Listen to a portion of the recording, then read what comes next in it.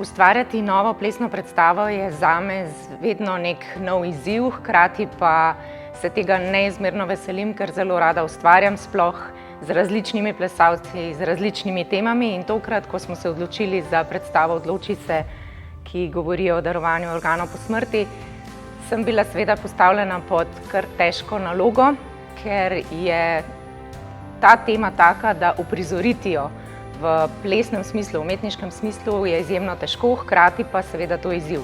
Večino predstave je že končane, besedilo je že posneto, zdaj se ukvarjamo še s projekcijo in s kostumi in se neizmerno veselimo 22. maja, ko jo bomo uprizorili v Španskih dvorcih v Ljubljani kot premierno predstavo, potem pa upam z njo potovali tudi po Sloveniji in drugod.